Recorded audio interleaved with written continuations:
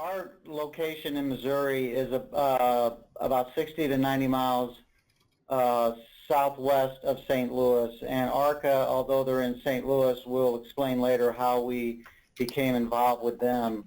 And just a little history on how we got to this point. Right now, for the medication-assisted treatment, for the use of primarily of Suboxone and Vivitrol, we have 4 ways that we do it.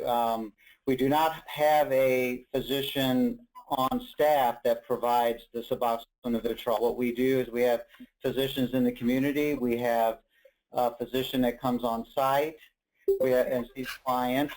We have a physician that comes on site and connects to our telehealth equipment to all our rural locations. And then we have a telemedicine that's done through ARCA, and we'll explain more about that as we go. And we want to use this time to tell you how we got to this point in providing services to our clients.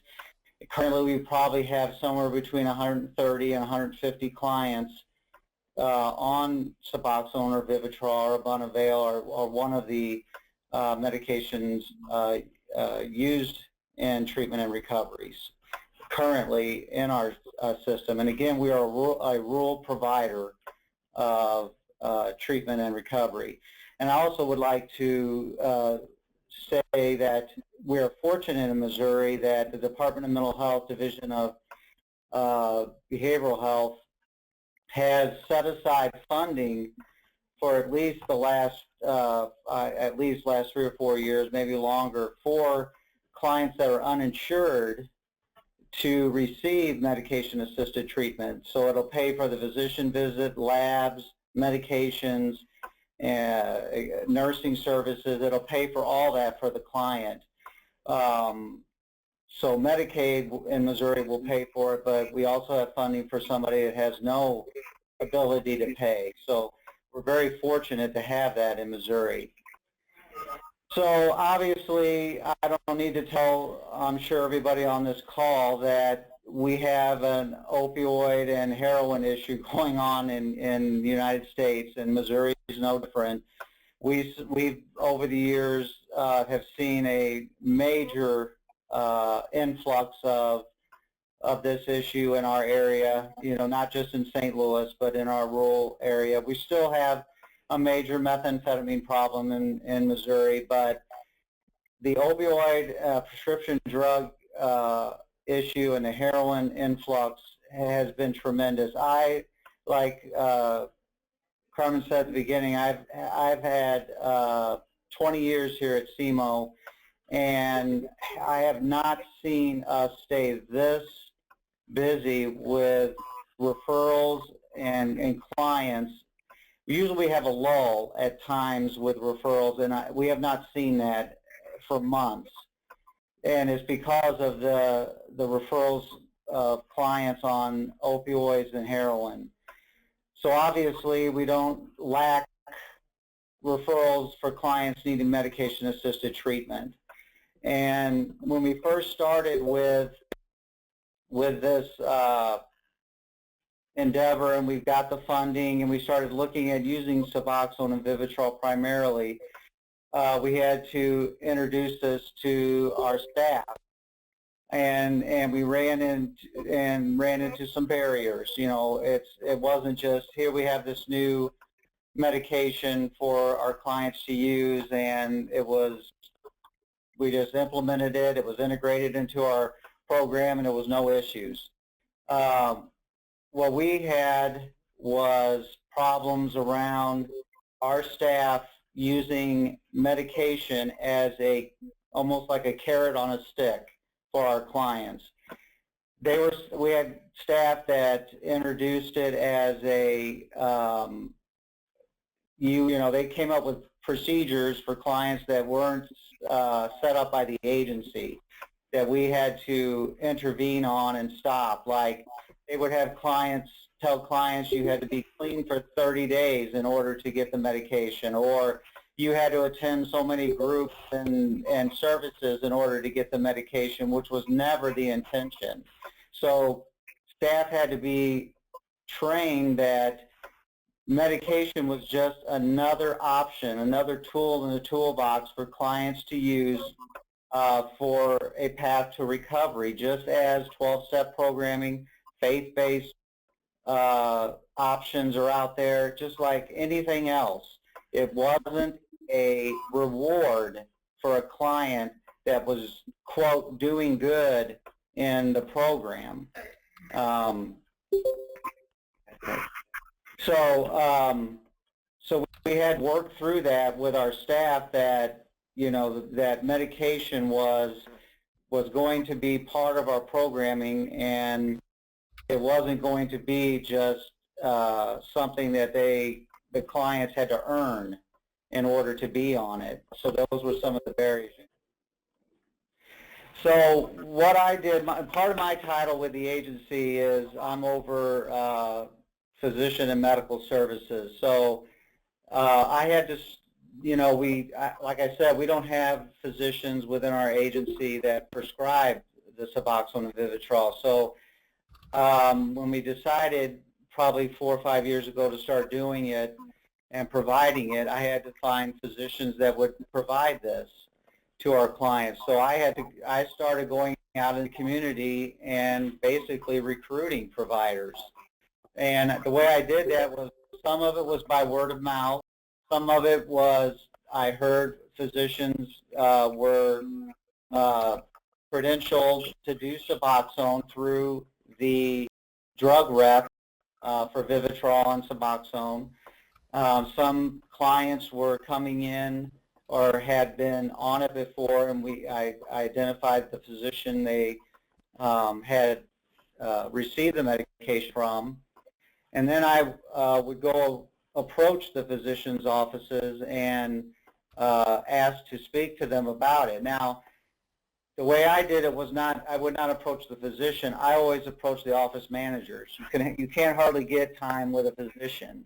If any of you have ever tried that, it's almost impossible. So I would always approach the office manager, and you know, and like I said, we had funding here that would pay for clients with no insurance. So here I had at least a tool I could approach them with and say, here's not only can we help some individuals that need the help, but we could also have a funding stream for your office that provided additional revenue that was easy to bill to us.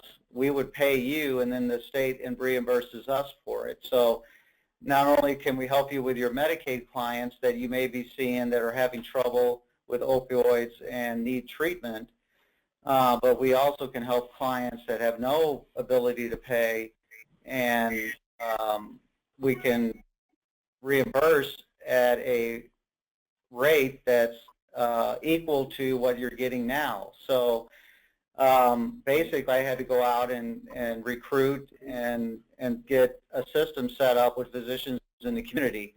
So we have 17 locations in Southeast Missouri, and like I said, south of St. Louis. So I had to find, you know, physicians that could serve all our locations. So it took a good amount of time to find them that would, one, see our clients. And, you know, sometimes you ran into providers that didn't want, quote, those clients in their waiting room with their other regular clients. But some realized that those clients were already in their waiting room with their other clients because it was already their clients. So it wasn't as difficult as I thought to find them, but it was, the difficult part came when you actually got them set up and then had to work through the barriers that came with that process, because then you had to work through the communication problems that were developed between our staff and their staff. So again, I don't want to make it sound like it was just an easy process, because here you had to set up a communication process where information had to flow back and forth with a provider with a very serious and medication that had to be monitored, counted, and the client had to be in treatment and seeing the doctor at the same time, because if they weren't in treatment, they couldn't receive the funding to get the medication. And so there had, that system had to be worked out between us and the physician's office. And there was barriers were encountered during that process. One of the biggest barriers I think that we faced had to do with the very rural location of some of our offices. As Clif said, we have one location that's about 60 miles from St. Louis. We've also got offices that are right on the Arkansas line, so it's a real substantial distance. Some of the offices are in fairly large, large towns, 20 to 40,000. But then some of the counties that we service have under 7,000 people in the entire county. So while we could get physicians and had physicians recruited, they were mainly in population pockets. So we needed a way to link the physician in one of the population pockets with some of our offices where the community maybe had 300 or 400 people, and that's where the telehealth came in. Was getting the equipment and getting the doctors, their prescribers hooked up with that. We were able to get our first equipment thanks to a grant from the University of Missouri extension system. You'll find a lot of medical schools were they were the first users of telemedicine. So we were able to get a grant, get set up in I think 4 of our sites, and then get a lot of technical assistance on setting the telehealth equipment up. And that's when we really took off. We were able to not just have our clients that lived in the more populated areas go in and see the doctor individually. Now we were able to really bring the doctor to those areas. Okay, at this point, does anyone have questions? I do have a question. You said the equipment, you got it from the University of Missouri grant. Is that for all your locations got this equipment? Enough for everybody? We were able, through the original grant, we got the equipment, I think, in probably 6 of our locations. We've, since that time, have applied and are receiving a grant from the Federal Communications Commission that's going to allow us to put the equipment in all of our sites. Some of the providers that we work with have have their own systems, but not as high quality as what we're using. With with bringing the telehealth in, we were able to reach probably 4 to 5 times as many clients, maybe much more than that. A lot of the problems, one of the big problems in our area is transportation. So while we might have a doctor that was providing services in a community, that community might be an hour away from where the clients lived. So by using the telehealth, we're able to link up the doctors with those very rural communities. What it also allowed us to do was fully utilize the prescriber's time, where now we may have a prescriber that meets with a client face-to-face here in Farmington, Missouri, and then 15 minutes later they may meet with a client 100 miles south in Dexter, Missouri, and then after that they may be meeting with someone that's 130 or 40 miles away from Dexter in Cuba, Missouri. on the system. So there's not a lot of idle time with the doctors, which that's one thing that we found was critical. And one of the,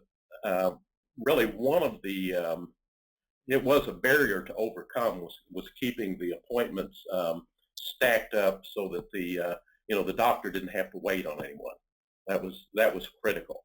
To do that, we kind of conceptualized a virtual waiting room. So we may have one doctor in Farmington or in St. Louis even, but then we've got waiting rooms in 12 to 14 different places that we're ready to connect the physician with, and that's the part that takes a lot of coordination between the sites, because you're working with multiple support staff. If you can imagine a physician's waiting room, or 7 different physicians waiting rooms with 7 different RNs or LPNs that were prepping clients to see the doctor. It all has to work real well, or it's not efficient, and then it's not cost effective. So so as Dan said, we introduced the telehealth, and what came next was what probably has worked the best, and that was how we ended up co-locating with a provider, and that's ARCA. And how that came about, and I'll let Sunil talk about ARCA and how we do the telemedicine and everything with them, but they were in St. Louis, had opened an office in Farmington. Will save the clients the problem, like Dan talked about, of transportation, and they can treatment and get everything in all in one place. So ARCA would still be a separate entity, but located in our building, and there would not be a charge to ARCA for that. We would just house them because it's a win-win for all of us, and especially for our clients. And like I say on the slide, the positive effects for client care have just been unending. Being able to come and, we do some transportation here, to be able to bring them into treatment and have them to get all of their services, including their medication and seeing the doctor here. We don't have a pharmacy on site, but the medications are delivered to them here. Is of such benefit to the client, instead of having to go to the physician's office and come back, like Dan said. So, but, and I know on all the slides I have put barriers encountered, and I don't want to make it sound like there's negatives, but I want you all to go away knowing that there are things, I want to be realistic, that there are things that you have to be prepared for with your staff, because staff need to be prepared to work with others and have a system. And to be honest, our staff are the ones that get in the way mostly. And it's getting them to see and to work through things and to basically get out of the way of the care, because they're the ones that impede the process the most.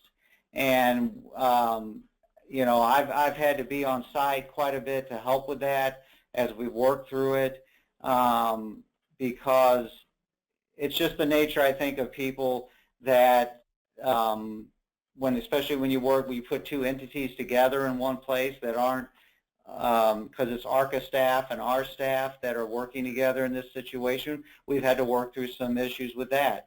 And there has to be, even though we're right together, there's been communication issues we've had to work through. So I just don't want, I want you all to know that the prep of staff and getting them and knowing a system, if you can get that done as you're working to put together a medication-assisted program, that will help greatly as you're getting this started. The staff had to be prepared. The clinical staff, the administrative clerical staff, they all need to be on board and understand what this program is and how it benefits the clients. The welcoming piece, clients aren't going to be perfect. They're not going to take, the medication as prescribed sometimes. Sometimes you're going to have to adjust the process.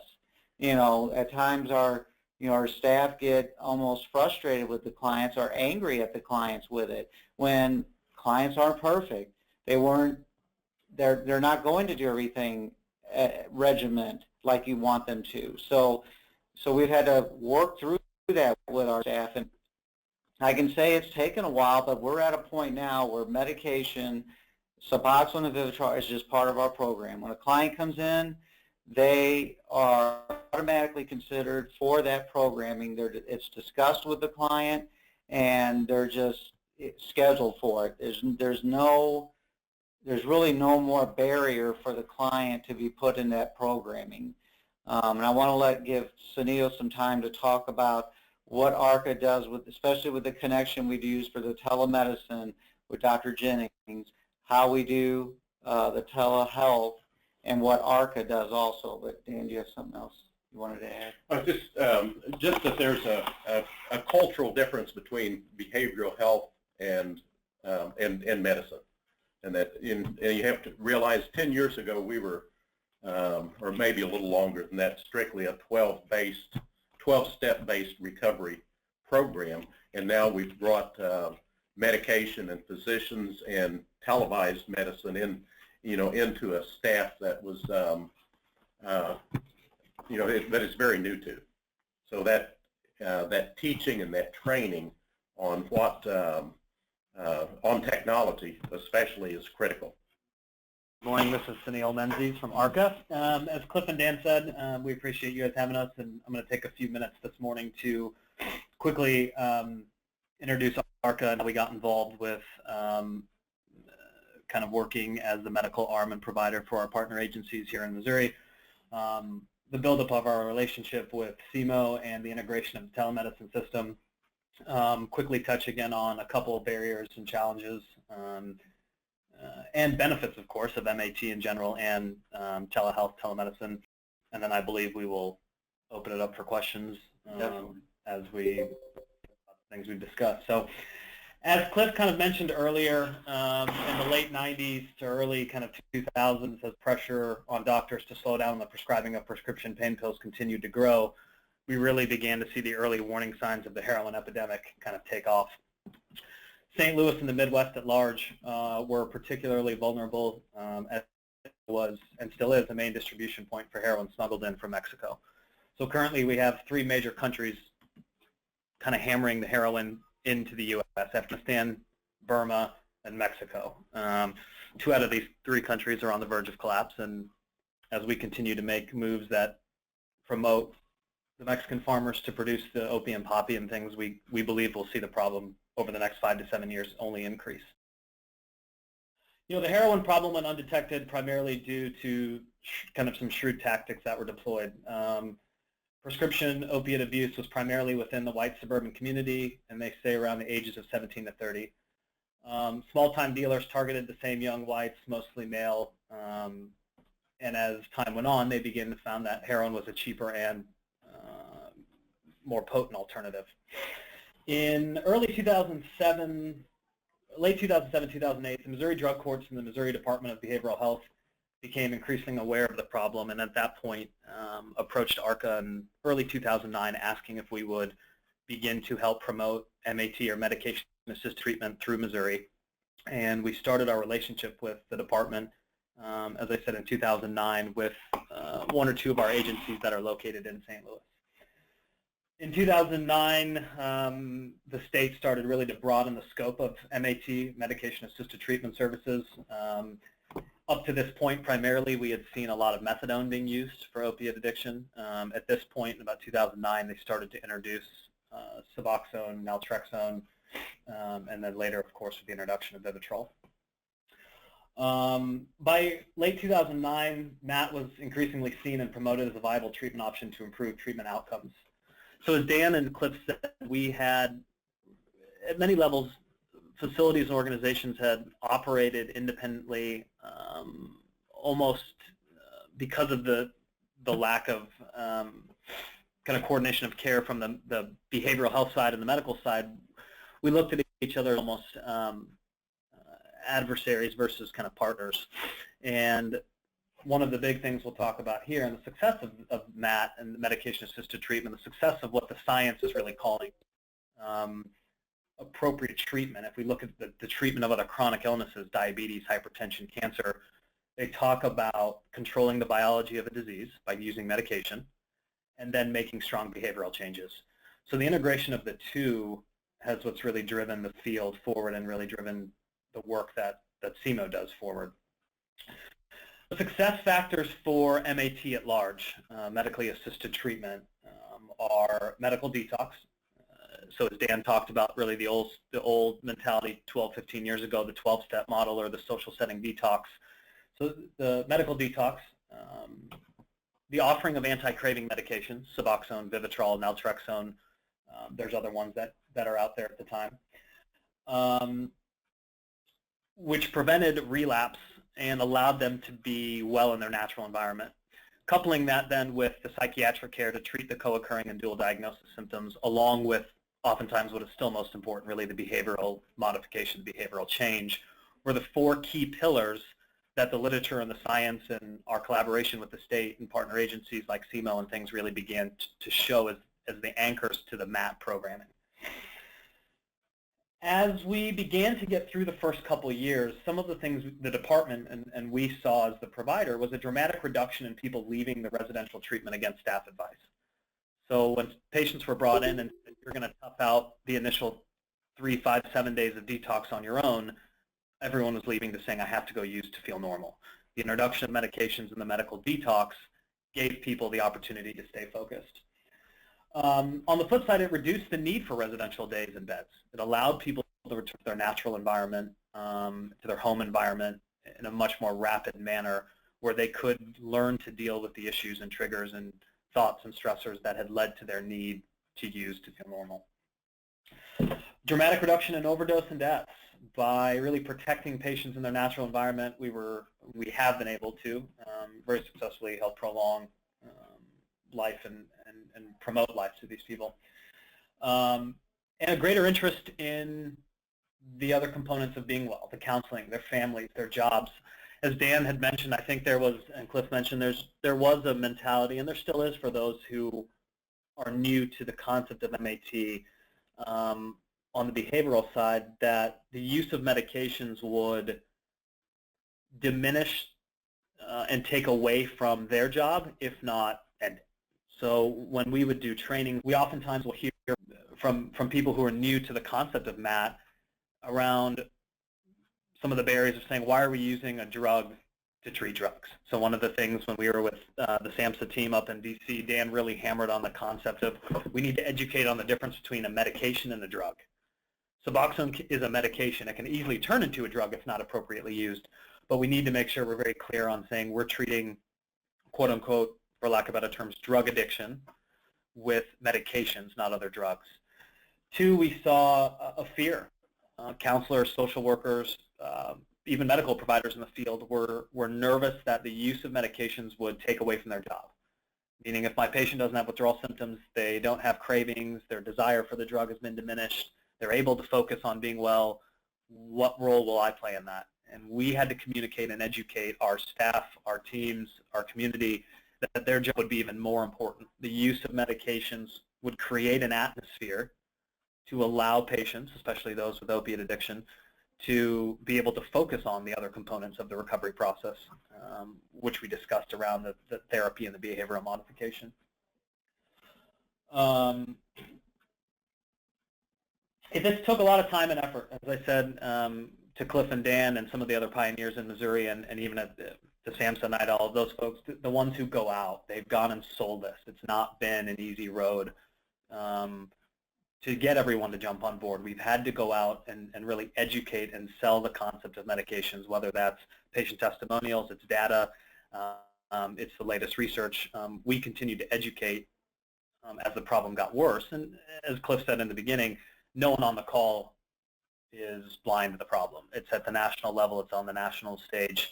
Everyone knows someone who's affected. So the educating and the selling of MAT unfortunately couldn't come at a better time than now. It took the partnership and open-mindedness and tremendous cooperation and willingness to work as a team from agencies like CMO. It took their leadership, Clif and Dan and those folks, to come around and say, we understand the research and the science that said there's a better way to do this. There's a more comprehensive way for the patient. And through their collaboration, really from the top down, that's what really helped us put our partnership together. Over the past any questions at this point about MAT, medications, the history of it, the benefits of the MAT? We're going to move in shortly really into the telemedicine part of it and how we integrated that into our relationship with CMO. But before we get there, any questions about MAT for the three of us? Yeah, so I have a question. One is, what's the name of the product and the system that you said that you are now implementing through the FCC grant? It's a Polycom product. And is it custom made to your specs, or is that a commercially available? Oh no, the camera is a Polycom product. Most of the screens are made by Sony. We have our own internet server right. to connect. A lot of bandwidth. You've got that's a critical thing. Is lots of bandwidth. Lots of bandwidth. Some of our smaller offices, it was difficult getting, you know, an internet provider that could put that amount of bandwidth in. And it's the system was really, it was created for, I was told for burn specialists and wound specialists, so that, and the camera has the ability to, you know, just really zoom in to the wounded area, which is also, you know, real helpful if, you know, if the physician wants to so get a close-up, see what the affect of the client that they're talking to some distances away, the quality of the sound is good, so they can you know, pick up on again on flat affect and other things. So it's yeah, it's very high definition. It's not, don't think of Skype or even FaceTime like on your phone. It's high definition. There's no you know, it's not breaking up, you know, unless there's a problem with the connection in the system. When it's running the way it should, it is a clear picture between the patient and the doctor at all times. And you know, we do a satisfaction survey. We're actually required to do that with each client at the end of the session about their experience, and we have outcome results of that. We could actually share with you at the end of this on outcomes of how this has worked. But we actually use it also for meetings, and you know, it saves on travel because it's 2-hour drive from some of our facilities between the facilities, so it saved us, you know, cost in that area also. And that's something everyone should consider. Is you know, primarily we use it for prescribers of MAT, but we also do telepsychiatry. Yes. We may have staff meetings over as interviews. Our case managers, if we're transferring a client from our residential program to a distant outpatient program, and the telehealth is free, they'll get on it with the case manager from the outlying area with the client, and introduce the client to, you know, to carry out a warm handoff that we wouldn't be able to do because of the distance. So the equipment itself is important, and I like to stress that you have to look at the purchase of the equipment as a capital purchase, in that it's you know, it's the same as building offices and staffing offices in outlying areas. And there's various programs. I mean, we can help educate you if anyone is interested or providers are interested. There's programs that are robust programs like the one that CMO uses. We have the privilege of being able to link into it, and it's a great program. And there's also other programs. We talked about it in Washington D.C. with the SAMHSA folks. People who had never used telemedicine were saying, how do we even get our feet wet? How do we introduce it? There's programs that you can find which are HIPAA secured. Obviously, that definition is broad, so make sure you really look at it carefully in terms of what the security around IT is for HIPAA. But there's programs out there, one that a lot of people have used and we have used and are using at certain locations is one called VSEE, V-S-E-E. It can be downloaded on phones, computers, those types of things. If you guys go into Google and just type it in, you'll see it. It's a great platform with low cost or low barrier to entry from the standpoint of just getting your feet wet around how could we use telemedicine, what efficiencies would it bring to your organization and the MAT program. As you guys begin and as organizations begin to really dive into it and put structure around the use of it, as Dan said, it is an investment, really the acquisition of equity, if you will, from the standpoint of an asset from having and being able to use this to reach clients.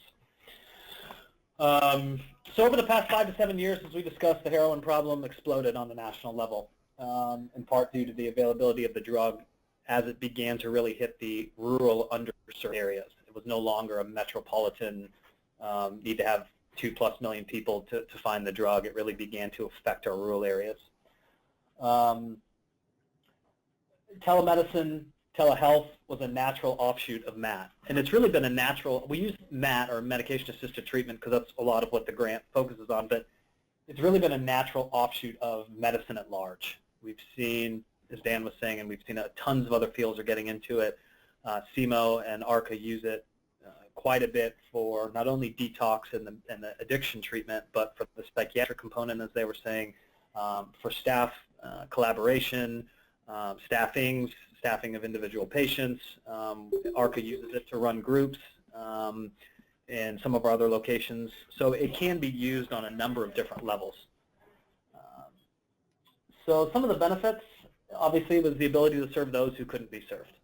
We've allowed, our reach has been, and the efficiencies in the reach, in terms of having the doc drive 2.5 hours every morning and every night to go to a different site. We hop on, patient cancels at site 1, we have someone at site 3 ready to go. Someone cancels at site 3, we can bounce to site 5. So the 15, 17, 18 slots a day are efficiently used because we're not moving the provider around from office to office or location to location. They're consistent, they get to stay, and the systems are easy enough that we can kind of pop them around. It allows states and areas to overcome the shortage of providers. As we said, one of the barriers was potential shortage of providers, people who are concerned about, I don't know if I want these type of patients in my office. There was a question. Oh, yeah, there was. They wanted you to repeat that name of the provider that you said to Google. There's the program. There's a question that came up across, and the question was, what was the name of the provider, the telemedicine system that ARCA has currently using and used in the past, which I talked about as being really an easy system to kind of get your feet wet. It's called VC. V as in Victor, S as in Sam, E as in egg, E as in egg. If you type it into Google, there'll be a space right there that says, download, give it a minute and a half. It'll populate right on your screen or on your cell phone, depending on where you're downloading it. Have one of your colleagues do it, and you guys will be able to test the system today. Yeah, and that's one of the things I'll talk about when we talk about what services do we provide, and when we co-locate and we team up with CMO, what services do we provide? We do use the VC system as part of our telemedicine system from St. Louis. And then the third and final benefit really was it forces all the disciplines, which you've heard about from Clif and Dan, that it forced the disciplines to come together. We saw it created a holistic, comprehensive approach. We saw behavioral health, the psychosocial components really coming together with the medical component of the disease, which brought together and allowed for those 4 pillars we talked about: the medical detox, the use of the anti-craving medication, the treatment and evaluation of the co-occurring and dual diagnosis symptoms, so the psychiatric care for these people, and most importantly, really the therapeutic regimen. So as we said, sorry, go ahead. We've talked a lot about barriers, and I want to reiterate what Clif said, that we want people to understand that there will be a challenge, and there was a challenge. But on the flip side, if we can be of any help, please let us know. We believe we've worked through the major kinks. There's obviously day-to-day hiccups that come up. We have things we deal with. But in terms of really dealing with the major barriers, the big implementation factors, the trainings, the educating, the protocols, those are things that Dan, Clif, and I have worked hard on with our staff and our leadership team. And if we can provide any of that, or if that can be of any help to anyone, please feel free to reach out to one of the three of us. Some of the requirements for successful telemedicine, and then I'll wrap up quickly with really what our week looks like with CMO. As Dan said, robust IT infrastructure. One of the most frustrating components will be staff member tries to log on to the internet and your telemedicine system goes down. So that's something you'll want to talk to a local provider about. Doesn't have to be super, super high tech. I mean, if you're looking to connect 17 sites, it may be. But a basic T1 line would be very helpful. Knowledgeable and well-trained medical staff. That is a function of what the three of us have done. It is educating, bringing people on site, promoting it, showing the literature, working hard to put protocols and processes and procedures in place. Buy-in from staff and community being served. That is a function of time. It's a function of breaking down the stigma. That happens through better outcomes, which we've been able to show and we're excited about. Strong and open communication. There's a lot of back and forth, strong collaboration between the two agencies. One of the things that Clif implemented, which has been huge in this relationship, unlike our others, we co-located. We had the opportunity to co-locate, to bring our team on site, and in doing so, our providers have been able to link into the clinical staffings via telehealth. And being able to have a nurse practitioner or a physician involved in educating, coaching, and learning from the therapists and the other support staff who really spend their day with the patient. And then, as we said, really the multidisciplinary team approach. We work to bring the medical and the psychosocial together. In terms of, like I said, I'll finish up with really our relationship and what a week may look like, how we do things, so you guys could get an idea of what flow may be. Are there any questions at this point about, once again, MAT, the use of telehealth, infrastructure? There is a question. So we've got some questions here. So one of the questions is, have we tried conducting medication-assisted telehealth groups for 10 to 12 clients? And we have. So we've seen, we've not only done it and have the opportunity to do it with CMO, we also do it back home through our agency, where we will conduct the telehealth groups. We may be able to connect 2 or 3 different sites together. One of the things to keep in mind that we've seen around that, much like it is with the MAT and the medical component, in order to truly have the collaboration and the comprehensive approach that we've all been talking about, CMO and ARCA made the decision to put a staff member, most of the time an LPN, some sort of nurse, an LPN or an RN, in the room with the patient while they are being seen by the physician. So we have physician or provider, could be a nurse practitioner, provider, patient, and staff member in the room. That has brought a lot of efficiencies in terms of our care coordination of the patients.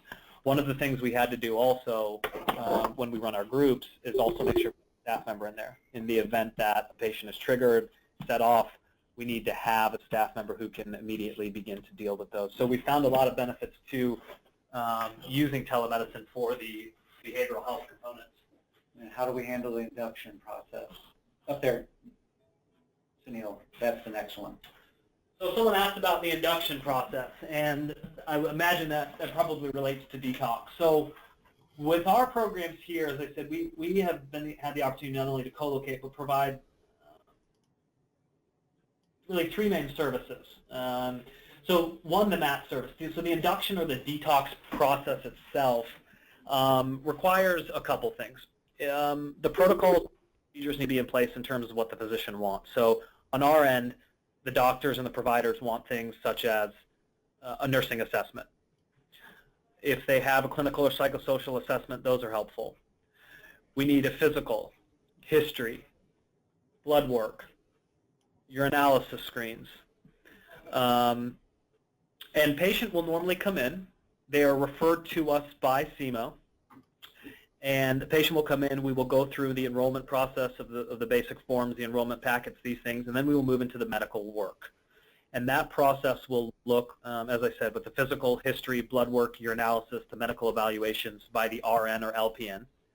And then we move the patient in to see the physician. One of the great things that we've been able to do with CMO is not provide MAT 1 day a week. We've had the ability to really provide MAT on site 4 days a week. So whether if a patient comes in on Monday, and even if it's after hours with the doctor, we know that if we get permission from our physicians, we can go ahead and either start the patient on standing orders so they can get their medication, or they see the doc the next day. But the induction process, and while it seems a little bit off, is truly no different than it would be if the patient came into your office or if they came into your residential facility. The physician is seeing them, the physician is driving the orders. It becomes more about the back-end processes, I think, in terms of how is the information communicated. If you're talking about the Suboxone, they order it directly from a pharmacy. Obviously, the pharmacy bills us if it's a client that we're paying for the medication, and it's delivered here, and the ARCA staff, the nurse, they will take the first dose here on site. Right, Exactly. With ARCA staff. And if it's telemed to one of the other rural sites, then they will take their first dose on site with the CMO, RN, or LPN, whoever it may be. So one of the important key factors in the induction process and the whole telemedicine MAT process, and this needs a big star by it, we talked a lot about this in DC, is a strong collaboration with the pharmacy. Clif went out and developed relationships in all of their areas with a pharmacy who could service these patients. Pharmacies, in my experience, have the same fear that the general public do. I can't have these people coming into my pharmacy. Will things be taken off my shelves? So they were receptive to saying, we will deliver the meds to you. And for them, if need be, it can be a great source of business. But one of the key factors will be that collaboration with the pharmacy. And there was a couple other questions that I'll address. The next one was, how do we get past the apprehension of MAT, and was there presentations made? We actually, couple things. We, of course, did our own in-services with staff, and we addressed some of those issues that came up with the staff implementing their own guidelines, and we had to get past that. But the drug reps actually came in and they did some excellent presentations and in-services with our staff. The ones for, Alkermes for Vivitrol, and is it Reckitt for Suboxone, and that really helped. And, it just over time we had to address also that clients can stay on the medication. Some stay on it for a year or longer, and their level of treatment doesn't mean how long they stay on it. So a client at a year may be coming in once a month to see the nurse and is on their Suboxone or Vivitrol still. They don't have to be coming in 3 times a week for group to stay on the medication. So we had to work through that with clients or with staff, because some staff thought, well, to be on medication, you need to be coming in to group every week. That there was some parameter. They thought that if you're going to be on medication and we're paying for it, or the state's paying for it, and you should be coming into group, you should be coming into all this treatment. There's no parallel for that. The department doesn't expect that, and we don't expect that. Treatment is still individualized. So they may be only coming in at the year mark to touch base with us. If they need to come in more frequent because they're struggling or something, we have the treatments available. But as they're progressing through treatment, their medication and their involvement with the physician is between them and the physician. So that next question is, how often do they see the doctor? weekly, monthly, that's between them and the doctor. It could get to the point where they're only seeing the doctor monthly. If they're starting to struggle or something's going on, the doctor can bump that up. And that's a good question, because the very first physician, the very first one we started using medication as treatment with, we failed. And it was because this physician was wanting to see every client weekly, regardless of how well the client was doing. And he also billed every session that he did with a client at the highest complexity code. And that caught the attention of the department, because not every client is the same. So every client should be individualized. So we had to stop using that physician. So it's just like in every other client. Everything's person-centered and individualized. Clients should be coming in based on need and how they're functioning at that time. So their treatment is individualized and their doctor's service are individualized. One's not predicated on the other. Those are very much physician-driven protocols, but the patients, because of our strong collaboration, the patients are in contact with either ARCA or CMO staff on a fairly regular basis as they move through the initial phase of MAT. And that communication back to the medical arm, which is really ARCA, the nurse, and the doctor, can help drive some of those. But oftentimes we see in the early stages, physicians may want to see a patient on Suboxone weekly or every other week. Normally, as the patient really begins to show success or a track record of something working, they start to back that off and put more of that really on the supportive staff, the RNs, the therapists, those types of things. And Vivitrol, a fairly basic, kind of baseline, should be a monthly visit. We've seen providers go as long as 3 months, pending patients are doing well. As we said, we're happy to go ahead and talk with you guys, or any of the three of us can provide you kind of our guidelines and what our teams have worked and how we've worked with our physicians around what they're kind of where they're comfortable in terms of wanting to see clients or how they make the decision to see them. But in terms of our services and our collaboration with CMO, three things. One, the induction and the MAT process. The detox, the stabilization, and then if there's need or it's clinically appropriate, medically appropriate, the transition off of one medication to another. Patients, as Clif said, may be on it as short as 3 weeks to a month in terms of some medications, and others are on it for 2 years. We work with the patient to try and meet them where they're at, and our physicians understand, and we've had great support from the department that we don't have to limit the length of time a patient may be on this unless there's a medical or clinical reason. So we provide MAT services 4 days a week, Monday through Thursday. There's a combination of both providers coming on site and seeing patients face-to-face, but I would say 75% of what we do is telehealth because of the need to reach the rural areas. We have an internist who works with, as part of our collaboration. A lot of our IV drug users are first seen by the internist to evaluate kind of comprehensively the patient, which is their IV users. We have psychiatrists on site. Oftentimes patients may need both at the same time, kind of a dual diagnosis.